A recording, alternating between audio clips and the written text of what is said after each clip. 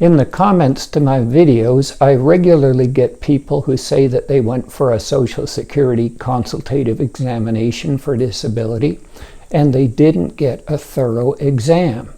And I've mentioned this briefly in other videos, but I decided I needed to go into it more deeply. So that's what this video will cover.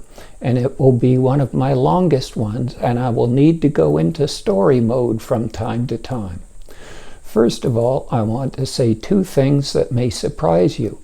Number one, if you get a Social Security disability exam, it won't be a complete physical exam. In fact, you've never had a complete physical exam and never will. Nobody on earth has ever had a complete physical exam or ever will. Second of all, the idea that someone who's gone to the doctor and been examined has been given a clean bill of health is complete and utter nonsense. No doctor can give a patient a complete bill of good health. Here's an example. When I was doing emergency medicine, I saw a man who came in for left shoulder pain at about 2 a.m. And the story was, he'd been having this shoulder pain on and off for several months, and it would wake him up at night. If his wife would massage his shoulder, it went away. He went to a very famous clinic, famous for being able to diagnose all sorts of difficult conditions, and as part of his evaluation, he had a thorough evaluation of his heart, which revealed no problems. And that had been done 2 weeks before I saw him. And when he came in the middle of the night, I did an electrocardiogram, and it showed he was having a major heart attack 2 weeks after the famous clinic had told him his heart was fine. Hello, I'm John Foster. I'm a medical doctor who does Social Security disability exams, and as usual, everything I say reflects my own opinions based on my own experience and study, and not the opinions of the Social Security Administration or any other medical body. Now, first I want to say this famous clinic had done nothing wrong. They had done all the appropriate heart evaluations. The thing is, it's impossible to detect every disease every time. You might go to the doctor and the doctor gives you a very thorough exam and tells you that you're fine, but at that time you have a very early pinhead-sized cancer somewhere in your body that over the next 6 months is going to grow to where it cannot be removed surgically and is going to kill you. It's simply impossible to detect. Now I'm going to go into story mode. When I was 14 in the summer, I met an older distant relative, and it turned out that he was a doctor involved with the Apollo space program. The Apollo space program was NASA's program to put astronauts on the moon. And it was extraordinarily expensive, and also an extraordinary amount of American prestige rested on it. At that time, we were in a space race with the Soviet Union, and we were fighting a proxy war with the Soviet Union in Vietnam. It was extremely difficult to get selected for astronaut training. You had to be highly intelligent, have absolutely no medical problems whatsoever, and be extraordinarily physically fit. The reason was it took 2 weeks to get to the moon and 2 weeks to get back, and NASA really didn't want an astronaut to get sick in space. So after a person met those qualifications, they underwent the astronaut physical exam. It took a full week, all day long. They were examined by doctors from just about every medical specialty who ran just about every test they could think of. Only if the person passed all those exams and tests with flying colors could they be accepted for training to be a lunar astronaut. Now, let me tell you about astronaut James Irwin. He was the lunar module commander on Apollo 15, and he landed on the moon and walked on the moon. And one day, while he was on the moon, his heart went into an abnormal rhythm, terrifying the doctors back in Houston. He managed to make it back okay and seemed to be all right. However, 2 years later, at the age of 43, very young, he had a heart attack, and he died of heart disease in his early 60s. In spite of all the things that I'd mentioned, doctors had missed his heart problems. And these astronauts probably got the most complete physicals of any human who ever lived or will live. Now, a little bit about medical training. When I was a medical student, we started examining patients in second year of medical school, which was, for me, 1975. We started on each other, and then after a while we moved into the hospital where we would examine real patients under close supervision by our professors and more advanced trainees. I bought a book which was standard back then. It was called DeGowan and DeGowan Bedside Diagnosis. It was almost 1,000 pages of small print. I read it cover to cover, and it was about many different things to check when examining the patient. When medical students begin examining patients, they really don't know what's important and what isn't. So they tend to check everything. And a medical student exam is sort of a joke in medicine. It's an excessively long, excessively detailed exam that tends to take 1 to 2 hours. A lot of learning medicine involves finding out what's not necessary to examine for a certain problem, what can be left out, and what needs to be left in. And each doctor does their own individual exams. There's no law saying you must do this and you mustn't do that. A medical exam involves 2 parts. The first is the medical history. This is where the doctor and patient talk about the problems. The second is the actual physical exam. This is where the doctor examines the patient. For me, I generally spend about half the time seeing a person with the history and half the physical. I often wish doing disability exams that I had 1, 2, or 3 hours to evaluate people, but we live in the real world. We have to do what we can with what we're given. I tried to find out how many what doctors call physical signs. These are things on the exam that can indicate a certain problem. The thing is, over 1,000 physical signs are known to exist. Nobody knows how many because new ones are constantly being developed. The latest one that I learned last week when I was reading an article on multiple sclerosis is called the Halmagyi-Curthoys head impulse test. I'd never heard of it in the 50 years that I'd been examining patients. It's a test to discover problems with the balance system in the inner ear. And it can be useful, for example, in a person with dizziness. It would be a complete waste of time and no use whatsoever if I was seeing someone with a heart attack in the emergency room. Likewise, there's over 1,000 medical abbreviations. Nobody knows how many. And the same abbreviation often has 2, 3, or 4 meanings, depending on what specialty is using it.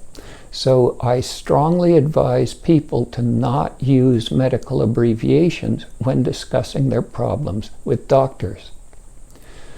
Finally, there are 2 basic types of exam. The first is called problem-focused. This is where the person tells you they have a problem and you focus on what they've told you. As an example, if I had a disability person telling me that they have painful arthritis in a knee, a problem-focused exam would involve examining that knee.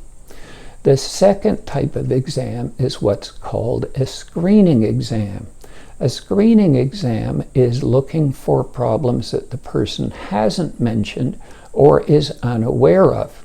As I've mentioned in many videos, when I examine disability claimants, I do a screening exam from head to toe. And every day I do disability exams, I always find one, and usually more than one person, who's got a significant limitation that they never mentioned, either when they filled out their disability application or when they talked to me. A common one is shoulder problems. Social Security considers the ability to raise your arms above your head important. And I often find people who've got a problem shoulder that they never mentioned. Now, when it comes to a good exam, time is not the only measurement of quality. I would say that the quality of the exam is often more important than the quantity. Does the doctor really know what they're doing, and do they look in the appropriate areas rather than how much time do they spend? And the amount of time necessary depends on the complexity. Here's an example. I saw a man for a Social Security exam who'd been shot in the back, and as a result he was completely numb and paralyzed from the waist down. He couldn't feel his legs at all, and he couldn't move his legs at all. Other than that, there was nothing wrong with him. That man really needed a 5-minute exam. I just needed to test the feeling in his legs, his muscle tone, his lack of muscle strength, and his lack of reflexes. Everything else was basically unnecessary fluff.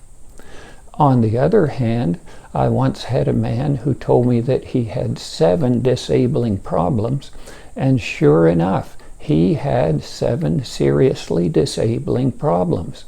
And just to do the problem-focused part of his exam was quite lengthy. Often, the longest and most difficult exams that I do are on functional patients, people who feel that they're ill when really they're not, because I want to make absolutely certain that I'm not missing any physical illness, and I like to have more than one indication that illness is not present. As I've stated in previous videos, I usually like to have at least 3 indications. Now, one of the things that you learn with experience is economy of examinations. Often you can do one test that will test multiple things at the same time. One thing I learned from a neurosurgeon, a brain surgeon in the emergency department, and when brain surgeons are called to the emergency department, it's usually because somebody's had a catastrophe and often needs emergency surgery to save their life. He has people hold their hands outstretched like they're praying. Then he has them close their eyes and keep their hands in exactly the same position, and then he has them touch their nose with each index finger with their eyes still closed. This tests within 1 minute their ability to see, to hear, to understand, strength in their arms, feeling in their arms, and coordination in their arms. A lot of information in one test. Likewise, during my disability exams, if the person is capable of it, I have them squat as deeply as possible and then stand up. This tests mobility of their hips, knees, and ankles, and leg strength and balance, all in about 20 seconds. A lot of information in a short period of time. So why did I say no one's ever had a complete physical and no one ever will?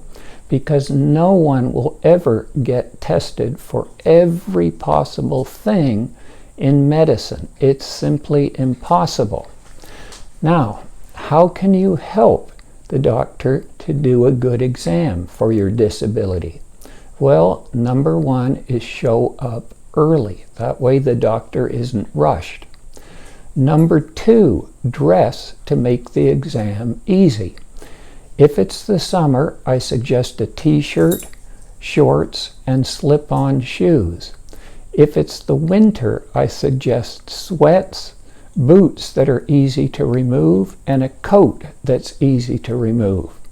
The two worst things you can wear are 1, tight jeans, and 2, lace-up boots that take 15 minutes to take off and put back on. Also, women, please don't wear skirts or dresses. Before the exam, get your thoughts together, organize them. What medical problems prevent you from working and how? Remember, a disability exam is for answering one question and one question only. Can you work? During the exam, give a brief description of each problem, when it began, how it affects you, what treatments have you tried, what were the results of those treatments, and how, most importantly, does it limit your ability to work now? Don't go into story mode. Well, 10 years ago I saw Dr. A and he thought it might be disease B, but then 2 weeks later I saw Dr. C and he thought it might be disease D. And don't go into future mode. Well, my doctor told me I might need an operation in 6 months. Focus on your work-related limitations that you have now. Now, during the exam, cooperate as best you can. Don't pretend or exaggerate. Maintain your credibility. Don't exaggerate your problems and don't minimize your problems. Give it to the doctor straight. If you're worried that the doctor might do something painful, mention it. For example, my left shoulder really hurts. Please don't twist it too hard. If the doctor forgets to check a problem area, and doctors are human, sometimes they forget things, just remind the doctor, "Doctor, you didn't check my left shoulder." Now, let me tell you a little bit about patient complaints about doctors. A long time ago, I learned to be very careful when it came to believing patients who complained about other doctors, and also patients who told me that I was the most wonderful doctor they'd ever met. Both of them tended to have a few screws loose. Now I'm going to go into story mode again.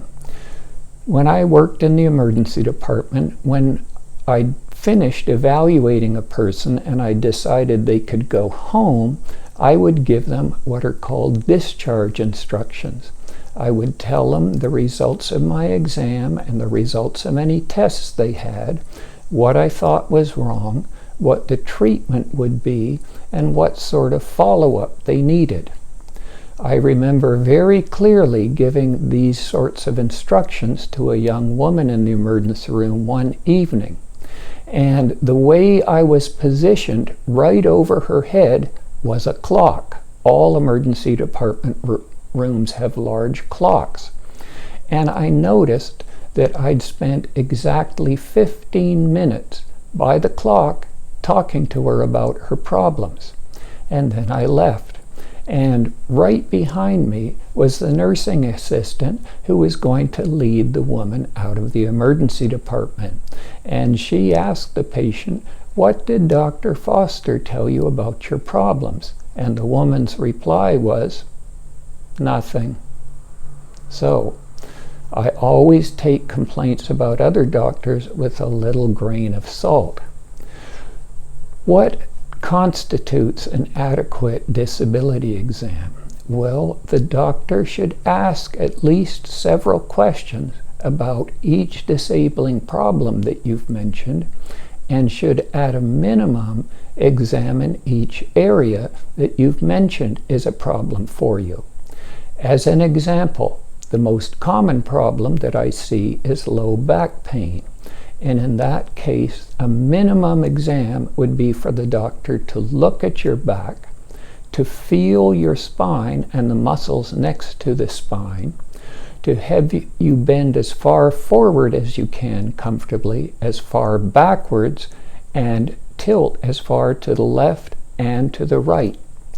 The doctor should also have you lift your legs out straight when you're sitting or lying down, should feel the sensation and check the strength in your legs, should check the reflexes at the knees and the ankles, and if possible, should observe you walking normally, walking on your toes, on your heels, heel to toe like a sobriety test, and have you squat. Those are the basics of a back pain exam. I sometimes do more and I sometimes don't, depending on the circumstances.